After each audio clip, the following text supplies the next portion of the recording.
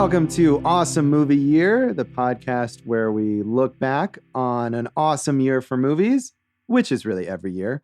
In this first season, we are taking a look at 1994 in film through the lens of various categories. I'm Josh Bell, film critic, and I am joined by... I'm Jason Harris, comedian, filmmaker, and raconteur. Yes. That is you've got all of these little monikers for yourself just at the ready. I'm impressed. And we're joined also by our extraordinary producer, David Rosen of the Piecing It Together podcast. Hey, everybody.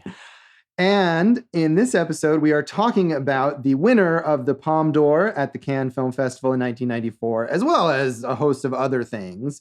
And probably, as we were saying in the preview last time, one of the greatest films of all time, Pulp Fiction. Perhaps the awesomest movie of this awesome movie year. Yeah, I think that is a fair assessment. It is a great movie.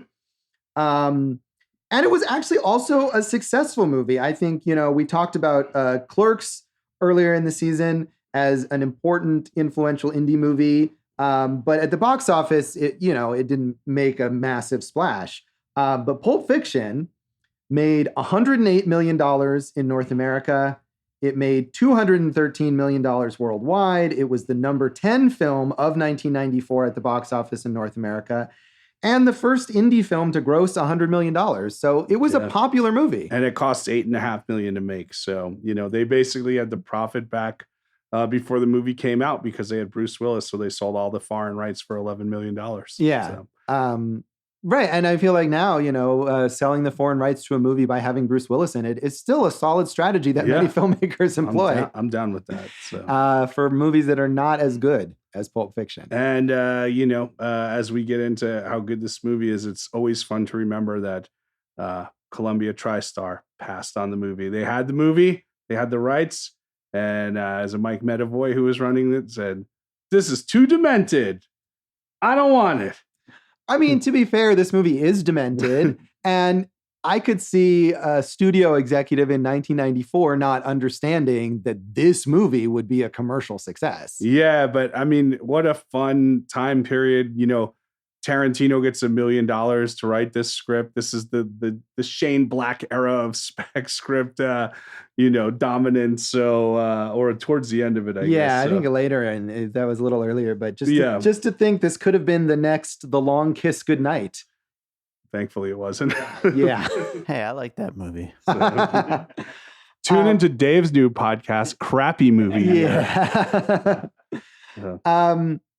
And so this movie, as we were saying, it won the Palme d'Or at Cannes in 1994. It was nominated for 7 Oscars, including Best Picture, Best Actor for John Travolta, Best Supporting Actor for Samuel L. Jackson, Best Supporting Actress for Uma Thurman, Best Director for Quentin Tarantino, Best Editing, and Best Original Screenplay, which is the only award that it ended up winning at the Oscars. Yeah, thankfully, because Roger Avary got a little credit for writing on that one. I mean, he kind of deserves credit. I think he came up with a lot of the concepts in this movie. I know. I'm saying in some award. So basically, Pulp Fiction won the award for Best Screenplay almost all over, right? Yes. It won. Yes. It won in the Golden Globes and the Brit Awards. And Tarantino had made this deal with Avary or convinced him where he was like, "Hey, you don't get to take a writing credit, so I can have written and directed by Quentin Tarantino," even though everyone thinks, or the legend goes, that Avary co-wrote it. Yeah, so, and he does get credited for story, I think. Yeah, not the same. No. So they win the Golden Globe. Tarantino doesn't thank him. And then they win the Oscar, and he gets an Oscar. So it's very strange how that happened and whatnot. Yeah, and then Roger Avary went on to make, The Rules of Attraction? I like that movie. And also, I think, went to prison for a while. Not as good as Rules of Attraction. Yeah. We'll have to look that up, Dave. Yeah, I'm pretty sure he did. So this movie was very well reviewed at the time that it came out.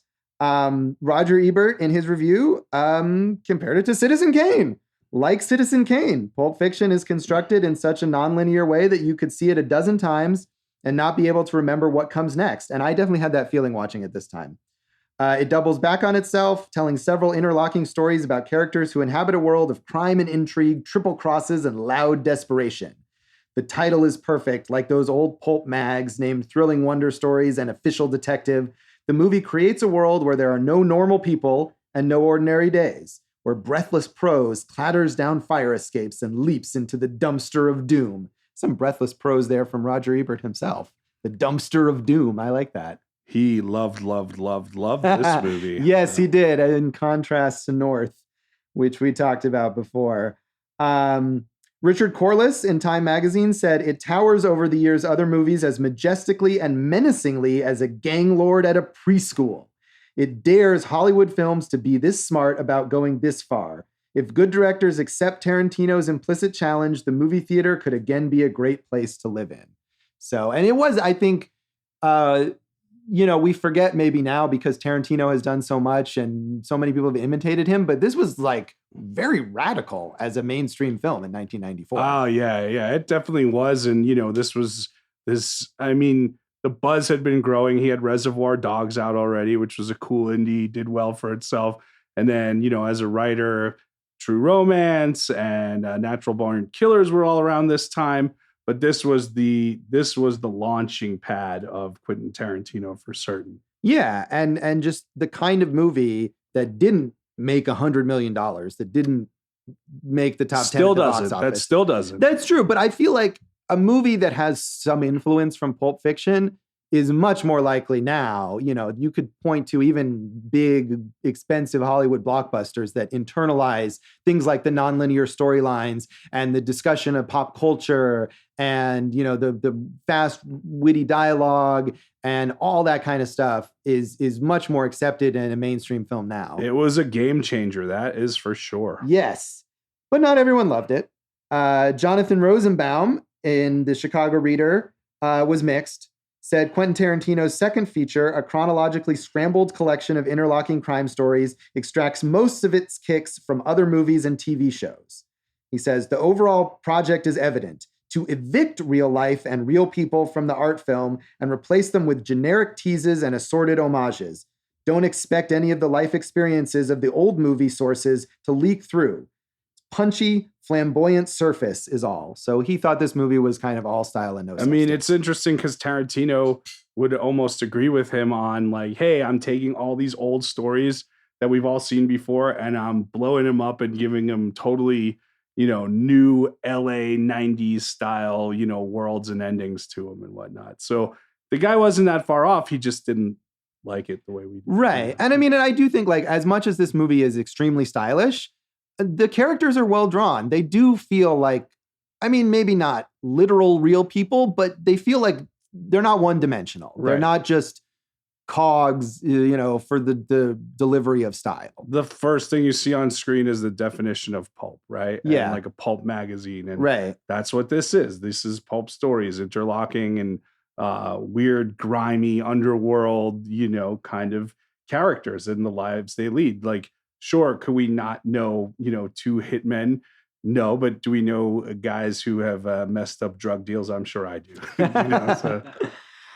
This movie also got a B+ cinema score, which is good. And I was sort of surprised because Cinema Score, which is the audience polling service, often movies that people expect one thing and get another thing. And a movie like this, that by the time it reached wide release, I think people might not have understood going in that it was this challenging, nonlinear, weird indie film. I would have thought maybe a lot of audiences going in just like knowing, oh, this is a new cool thing that everyone wants to see, would come out completely baffled. But a B+ is a good cinema score.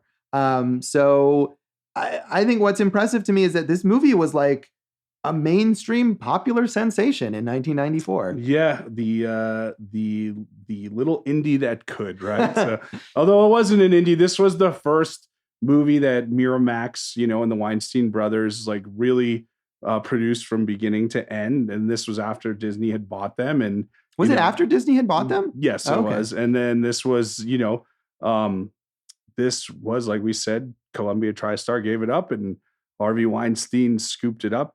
He likes scooping things and bazoom. And, that was it, man. It was all, it was off to the races with this thing. And from the opening, chords of Dick Dale's surf rock. Like you are in it to win it with adrenaline all the way through. Yeah, of course. And let's take a moment now and take a break. And when we come back, we will talk about our general thoughts on Pulp Fiction.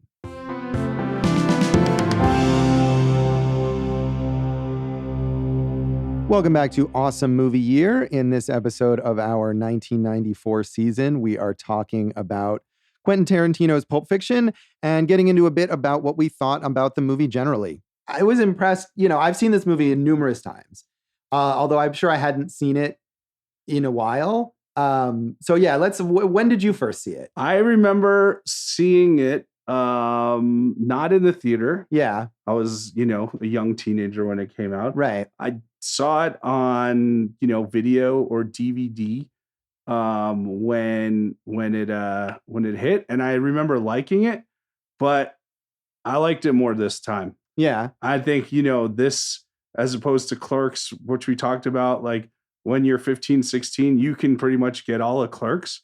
This, I think, is a little more mature. You got to like really focus in and give it your best, and it gives it back to you. And so it was what a pleasure to revisit. I hadn't watched it since the original time. Oh, really? Okay. Yeah, I see. I mean, I'm pretty sure I did not see this in theaters, but I did see it soon after. And I think, like we said when we were talking about Clerks, this is a movie that as like a 14, 15-year-old, you knew like this is a cool movie that you got to see. And there was stuff on, whether it was MTV or whatever.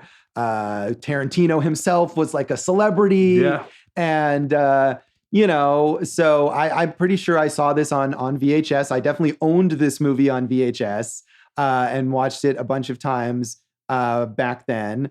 I remember buying myself a Pulp Fiction t-shirt at Hot Topic when I was a teenager. And I wore that shirt until probably 4 or 5 years ago, at which time it completely fell apart. But it was the poster with Uma Thurman leaning on the bed, very iconic image. So that is, and I think I remember your video cassette of it because, as you know, audience, Josh and I, we're besties outside of this. Was it not a double cassette? I don't know. I think it was. Okay, yeah, maybe. I don't have it anymore. I did upgrade to it on DVD eventually. And you had mentioned how Tarantino became such a figure in pop culture. He hosted Saturday Night Live in November 11th, 1995, which I wonder how many film directors have hosted. I don't know. Yeah, and Tarantino, I mean, the idea of Tarantino as a celebrity is just such a funny thing. He was an actor. He got cast in things as an actor. Destiny Turns on the Radio. Which I've never seen, but I mean, what were people thinking that Tarantino was going to be like a star as an actor? What was the movie? Was it him and George Clooney and they're fighting? From Dusk Till Dawn. Yeah, right. Yeah. I mean, and we'll get to his performance in this, but these two, this and Reservoir Dogs, are probably his best performances, I'd say. Yeah. Well, I mean, he didn't I think, and I could be wrong, but I feel like following that brief period where people thought he was going to be a star, he doesn't act very much. No. And he almost never acts in other people's movies anymore, I don't think. Right. I mean, judging Tarantino as an actor, I feel like is not the point. But look at this. This is the 90s, right? You got him, Kevin Smith. True. Ed Burns. God, your favorite guy, Ed Burns. Jason's going to launch an all Ed Burns podcast soon, I think. I have watched enough of his films. So. Yeah. But hey, Ed Burns, he was an actor almost exclusively for years at some point.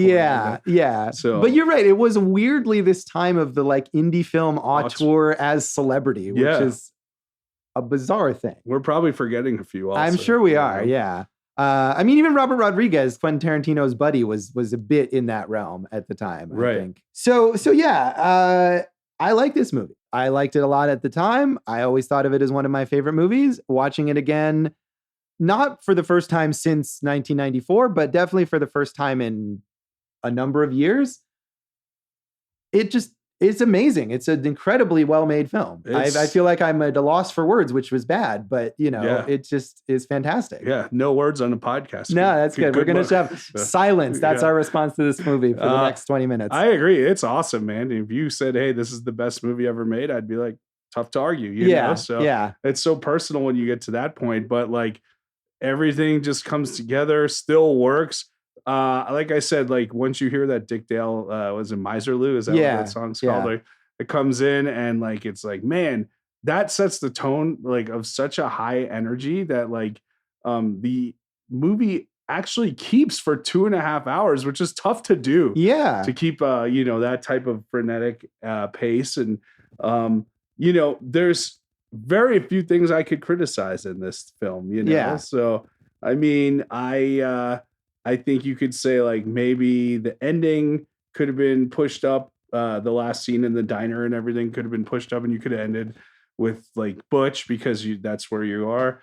And I mean, the only other thing I really found was like Tarantino's character uses the N-word a lot, and that doesn't come off well. That didn't come off well then because he was like this white. I mean, there's no reason for his character to say it, right? No. So he basically says, because Jules and Vincent get to his house with dead Marvin in the back seat. I shot Marvin in the face. Like what a great line that is. Yeah.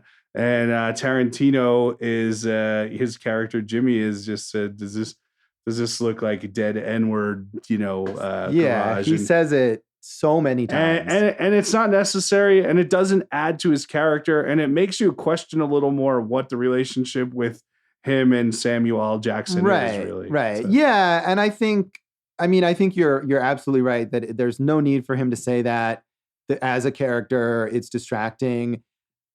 I think it doesn't help that Tarantino is the one saying it and is the one playing the character, that if he had cast, I was reading a bit about the various casting, it was almost Eric Stoltz and had switched those two parts. It still would have been a bad idea to have him say that word so many times, but it maybe would have come off not quite as, just weirdly like self-regarding if it had been another actor playing that part. Yeah. I mean, I don't know. And it also does, you wonder if it like, because Sam Jackson's character uses it, Sure. And it's like, does it take away from the effect of his character and how he uses it? Right. And I think it does. And I think it's one thing for Tarantino as the writer and director to write that dialogue for a black actor to say. Right.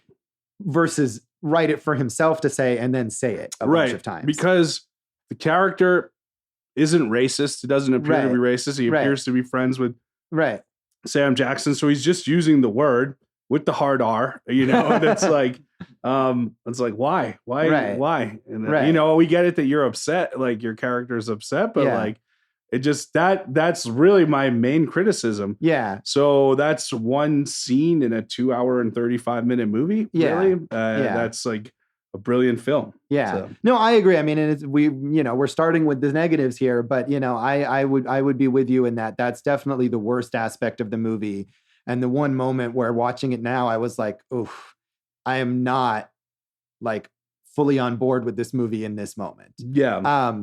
But I mean, to get back to what's amazing about this movie, which is just like almost everything else, I think, what impressed me too is that you're saying like right from the beginning, right from the opening notes of that Dick Dale song. But even before that, the opening scene, which is these two characters who are so minor, Amanda Plummer and Tim Roth as the honey and baby doll or whatever they call them. Pumpkin and honey bunny. Yeah, I think that's right. Yeah.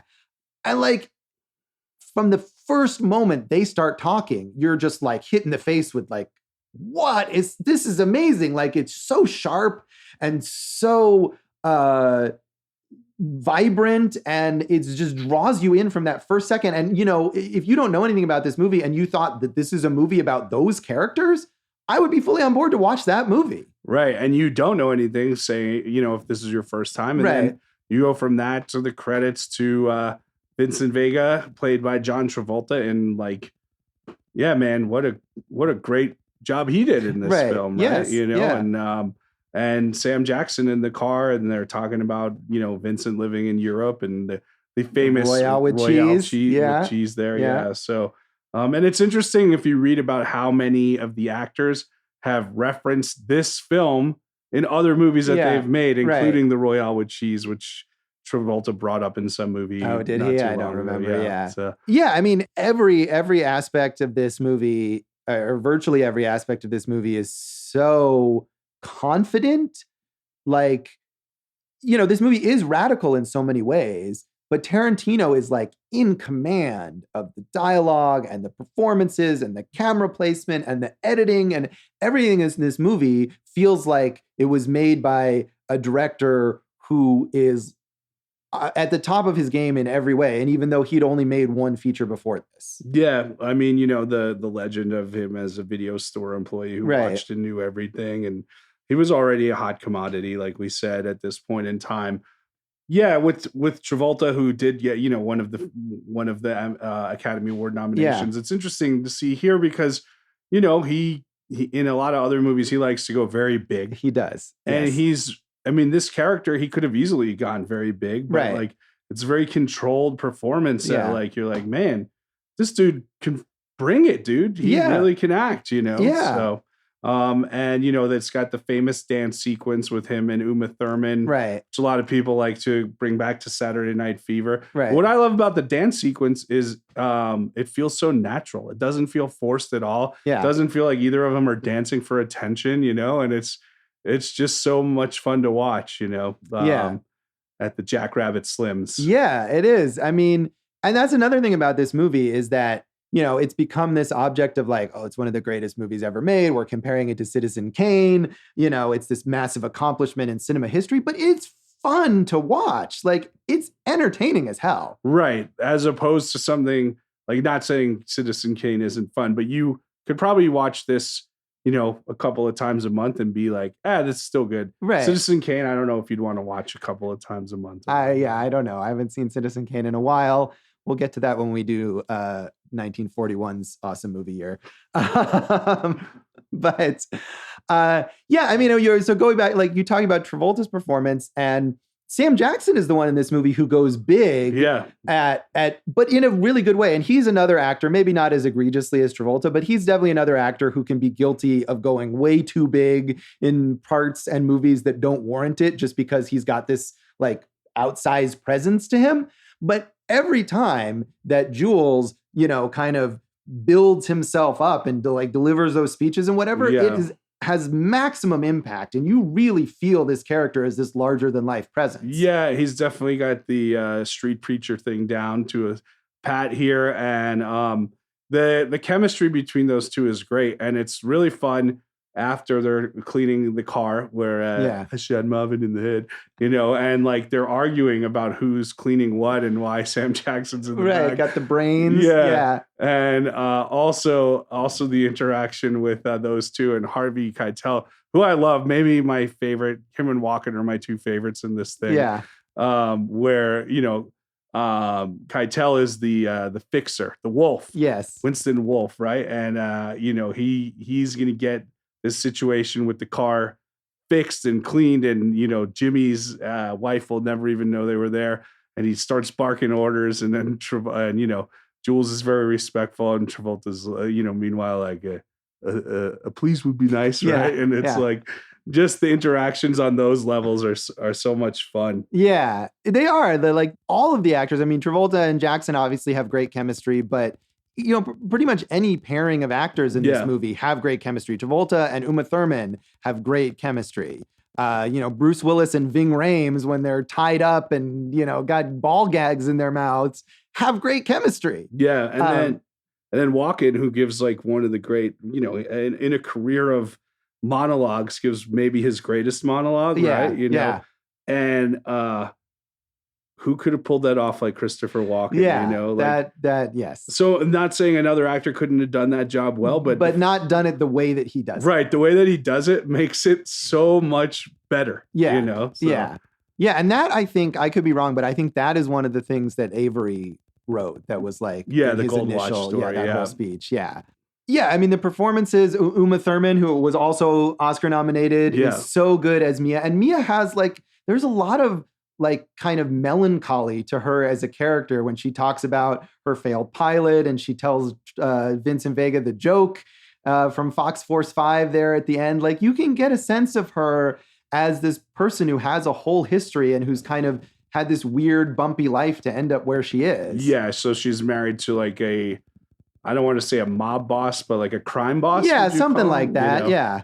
And also, you know, it's an interracial relationship in the mid 90s. that they never reference like, oh, your husband's black and you're white. Right. And like, and that's cool. And they did a few of those different things, where it was interracial relationships that they just let be like as a relationship, which is great, as opposed to calling attention to it. By the way, Dave, do you remember the joke? The Fox Force 5 joke? Not exactly. I just remember it being a thing, but yeah. Yeah, I had thought, like, as I was watching the movie, I was like, I feel like I know what it is. And I was thinking of all sorts of dumb, corny jokes in my mind. And then I was wrong. I did not remember it. You remember it now. Well, yeah, I remember it now. We don't need to tell the whole joke now, but it is a good... Well, now we have to tell the joke. It's, what is it? The tomatoes are walking, the mom and the dad and the baby tomato, and the tomato baby's lagging behind. And the dad goes back and squashes him and says, ketchup, right? That's a pretty good joke. Yeah. And we were talking about... When we talked about The Lion King, we were talking about Borscht Belt humor and the Catskills, and that fits right in there. Yeah, I mean, that's not a good joke, and it's supposed to be not a good joke. Right. It is a successfully written bad joke. Yeah. Which is a skill. So you got so many iconic pieces here. You got the dance sequence, and that whole sequence at Jack Rabbit Slim's, which was like a 1950s diner, with Steve Buscemi showing up as the Buddy Holly lookalike waiter, who's a very bad waiter, as they note. Yeah. You got, like you said, the dungeon scene underneath the store where they're with the gimp and the rape, the homosexual rape and everything, and you got the Winston Wolfe sequence. You got the watch sequence. You got just everything is almost iconic. Yeah, virtually every moment. And I think that was another thing that struck me watching this movie is that like nearly the entire script is just like line after line of like iconic things that people quote constantly. Yeah, like, I mean, it's full of it. You had mentioned, Sam Jackson's, kind of proselytizing there. And he gives the biblical verse out when they go to retrieve the briefcase in the drug deal, gone wrong pickup or whatever it is. So, the adrenaline shot to the heart for Mia, there's just, it's just constant. The whole thing is just awesome. Yeah. I mean, this movie is also like, especially the Bible verse speech, which I was reading also apparently is totally like mostly made up and is not actually even from the Bible. Yes. Like one line at the end, I think is like, and I'll show you that I am the Lord or something is actually from that verse, but the rest of it is not. This is a great source of memes for currently, there are so many like, or like say what again, or do they speak English? Like there's so many variations on that you can find online in photos and animations and stuff online. This movie has continued to like give so many gifts to pop culture over the last 25 years. But let's take a break. And when we come back, we can talk a little more about the legacy of Pulp Fiction.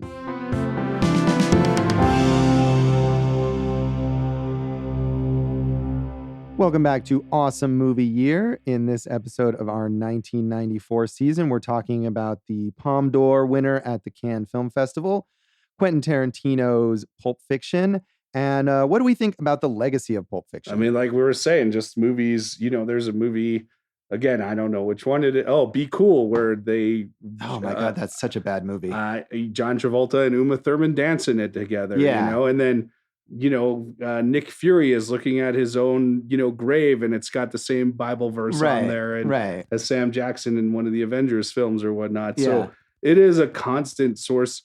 And of course, who could forget Pulp Fiction, the 1997 spoof film with it. But have you seen Pulp Fiction? No, I have not. So maybe if we do 97, it's an awesome movie here. But it's just great all the way through. It is. It is absolutely a great film. I'm trying to think what other. I mean, we mentioned so many of the performances and even the small Eric performances. Stoltz is a lot of fun. Rosanna Arquette. There's a great moment that I noticed in this movie where they're getting ready to give Uma Thurman to give Mia the adrenaline shot.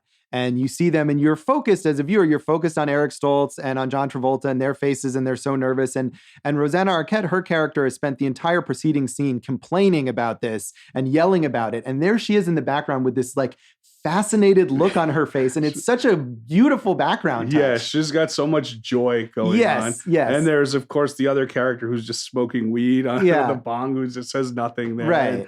But no, I agree with you. That is a very memorable face Rosanna Arquette puts on right there. One other thing that I wanted to say is like, I love the way this movie uses the city as a character. Yeah. You know, like the environment really adds. You know, if this was Des Moines, I don't think it would have, no offense, Des Moines, right? Like this is a very LA pulpy story, right. You know, and it has to be there. And I mean, maybe his best use of environment, I'd say. Yeah, and I mean, and that's something that Tarantino does do well, whether that's, you know, a cabin in the Hateful Eight or the South in Django Unchained. He has a good sense of place. But yeah, it is a very LA movie. There's that moment where the wolf asks Jules and Vincent if he can give them a ride, and they tell him where they live. And, you know, Jules lives in Inglewood and Vincent lives in Redondo Beach. And, you know, if you've been to LA or if you lived in LA, you know, when Winston says, "Oh, you move out of the sticks, guys," and just the geography of the ridiculous sprawling nature of Los Angeles is, you know, that was a funny moment that struck me. I would say, to add to that point, almost every LA based movie, like where the purpose of LA being the location is a big point of the movie, brings to mind Pulp Fiction. Like it really has imprinted itself as like quintessential LA. I think so. Yeah, it definitely has. Well, I was just going to go back to like the smaller performances. In addition to Rosanna Arquette, Julia Sweeney, who I think might have been Tarantino's girlfriend at the time. That's probably wrong. It's Pat. It's Pat, right, which we also brought up recently on our North episode.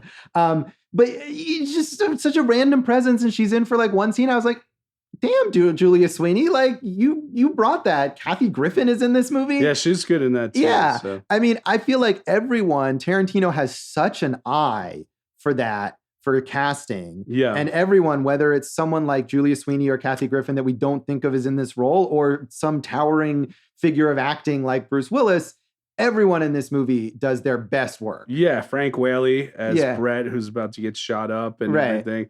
But yeah, and Bruce Willis is so important to bring up because I think that was a seminal moment for indie film where you could get a big star to come down on price and whatever, take back end points. And now you see, you know, so many actors doing these indie films after that because of Bruce Willis, who is like perfect as that like kind of downtrodden boxer and everything. Right. And I think maybe a lot of actors saw in Bruce Willis, who was still a huge star at the time, but also in Travolta, who was, you know, had kind of a faded star, that doing a movie like that can really burnish your career and get you to another level when you go back to do a big Hollywood movie, that you can, you know, have that reputation as someone who really dug into this, you know, indie part. And they showed that was like an important thing for these A-list actors to do. I would love to see Travolta do another movie. I know they had talked about the Vega Boys with him and Michael Madsen. Yeah, which that's not going to happen. That can't way happen. too old. Yeah. But, you know, because Michael Madsen was originally supposed to be the character and it was going to be his character from Reservoir Dogs. Yeah. But I'd love to see Travolta do something with Tarantino again, just to see, you know, that kind of measured performance, or just to see what he could get out of him now again. Yeah, you know? I wonder if Travolta could do this now. I think he could. Yeah. You know, all these actors that, you know, become bigger and bigger, you know, and they like to, you know, choose scenery, so to speak. Like, they still have the skills in there. You know, it would be great to see what he does with them. Yeah. Now, I mean, I would be curious about that if they came together again, or Bruce Willis, who also, I mean, he's the sort of the opposite of Travolta. You know, they're similarly prolific in all these terrible straight to video movies they do, and Travolta always goes way too big, and Willis always seems like he's barely awake. Yeah, right, exactly. So it'll be interesting to see them, you know, see what Tarantino would get out of them now. So yeah, what else did we miss about this movie? What else is there to say? I mean, we could literally just go down scene by scene. That is true. Great, but we don't need to do that. No. I mean, the influence is still resonating today, I think. You still see, like there's that great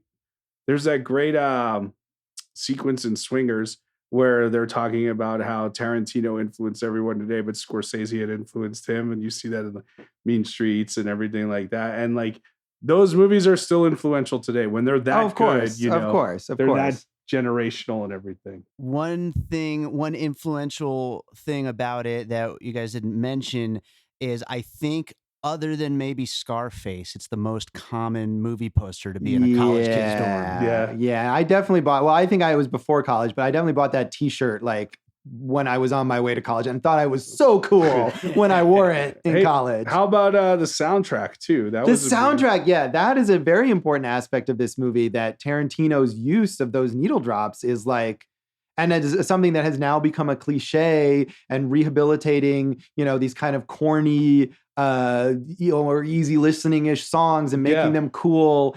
Every time he plays a song in this movie, it is the absolute right song for that moment, and also is a song that you wouldn't have expected to be in that moment.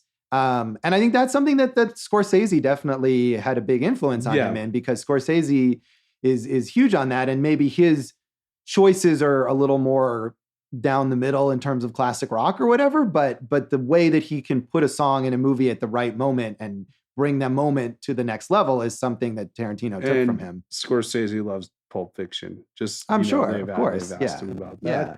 The only other thing I had in my notes was this is the best-selling script as a book in the United Kingdom's history, which is kind of a cool. Yeah, I mean, this seems like if you're gonna buy a script to read, like this is the kind of thing that you would want. Yeah, first indie to gross 100 million. You mentioned that's pretty important, I think. Yeah. So yeah, I mean, the legacy of this film is every damn indie crime movie that was made since, I think, really. And the style of dialogue, whether it's crime or not, you know, has been ripped off a lot. And you know, when we started the idea with this podcast, why it's an awesome movie year, the reason we started with 1994, if you just look at the Best Picture nominees, Forrest Gump won, Four Weddings and a Funeral, Pulp Fiction, Quiz Show, Shawshank Redemption. So that's it. Like, I mean, that's an awesome movie year. We're not talking about all of them. We're talking about some of them plus some other awesome movies. But this is probably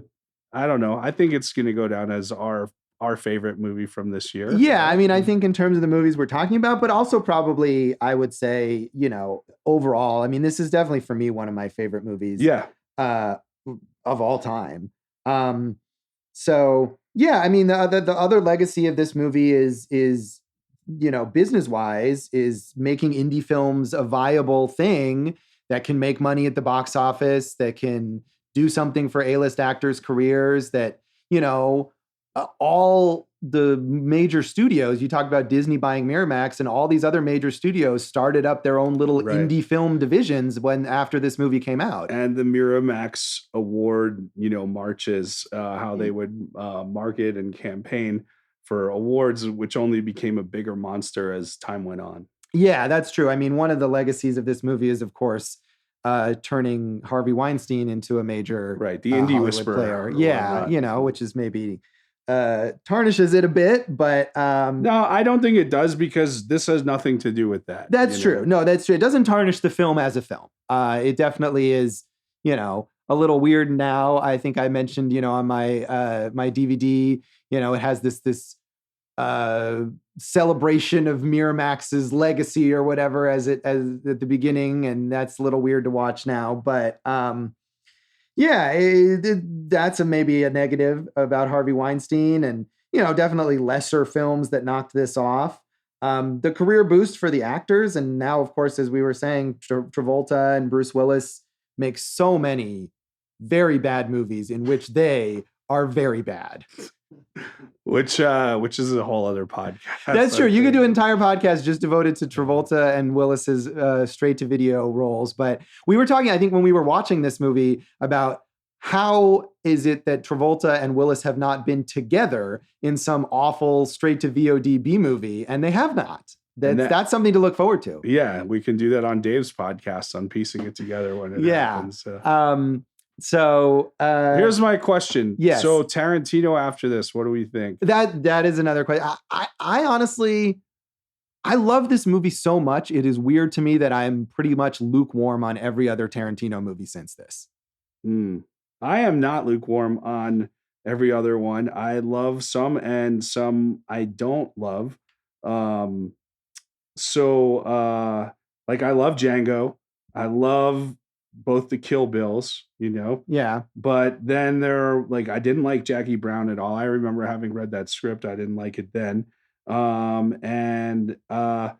few of the other ones was Death Proof. Death Proof, didn't like and the that. Hateful Eight. Hateful Eight, I didn't like. That was a bummer to me Yeah. because I wanted to like that one. Yeah. But yeah, I mean, Inglourious Bastards is great, and Kill Bills, and that's and then like we said, the Django. So overall, I'm good with it. I think he's doing good. So. I think as opposed to say Kevin Smith, who we talked about when we talked about Clerks, who really failed to live up to that in a lot of ways, and I think Tarantino has had a very respectable, strong career. But for me, all of those other movies, like some of them I like more than others, but none of them stuck with me. I barely remember them. Kill Bill definitely stuck with me. Django, I think if I watched again, would stick with me. And, I would like to go on record as someone who still absolutely loves most of what Quentin Tarantino has done since. Certainly, I don't think anything really reaches Pulp Fiction level, but I think he's done quite a lot that I've really, really enjoyed. What's your favorite? Other than Pulp Fiction, I'd probably say Inglourious Bastards, but also Kill Bill I loved. I actually did love Hateful Eight. I know a lot of people don't. Yeah. I didn't, but what I love about Kill Bill is it's two totally different. I know he wanted to do it as one thing, and it was supposedly Harvey Weinstein who told him to separate it, which was great advice because you have a kung fu movie and then you have a Western, and they both work as awesome genre picks. And 2019, Once Upon a Time in Hollywood. This is the year that maybe he gets another LA magical movie back together and everything. And I mean, as much as I'm kind of, not super enthused about his subsequent films, I'm still looking forward to that. And I'm still hoping to love another Tarantino movie. I mean, I do like some of his other stuff. I think Django Unchained might be my favorite of his later ones, but I'm still excited to see what he does next. Certainly more excited to see what he does next than what John Travolta or Bruce Willis do next. Yeah, it would be weird to think in 15 years is Leo DiCaprio going to be making crappy VOD movies and stuff like that. I mean, I hope not, but anything's possible. So we both agree this is 5 out of 5, whatever we want to call this one. We'll call it 5 out of 5 1950s impersonators who serve as waiters or whatnot. Yeah, I think I rated this a 4.5 out of 5 on Letterboxd just because I'm very stingy about giving out a perfect rating. But this is a great film. Absolutely, no question. Yeah, it's one of the best and a great way to. This was one of the reasons we chose 1994 to start the podcast. It is. So that's Pulp Fiction. And that's this episode of Awesome Movie Year. You can check us out on social media. Where? We are all over at Awesome Movie Year, the IG, the Twitter, and the Facebook, and awesomemovieyear.com. And then I'm Jason Harris Comedy or Jay Harris Comedy on all of those things. So come say hi. Yeah. You can find me on Twitter at Signal Bleed, on Facebook at Josh Bell Hates Everything, and at joshbellhateseverything.com. And our producer, Dave, also. Yep, you can find Piecing It Together on Twitter and all the other social medias at Piecing Pod, and join our Facebook group, Popcorn and Puzzle Pieces, a movie discussion group. So what do we have coming up in our next episode? The next one, we are going to choose a documentary. And what we've decided is not the most famous documentary of 1994, because that would be Hoop Dreams, which is over 3 hours long. We both like the movie, but hey, we got other we got things to do. So we're going to watch Crumb.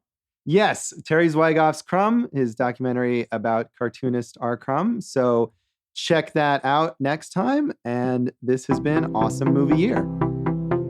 Thank you for listening to Awesome Movie Year. Make sure to follow Awesome Movie Year on Facebook, at Awesome Movie Pod on Twitter, and at Awesome Movie Year on Instagram. And if you like the show, review us and rate us with 5 stars on Apple Podcasts.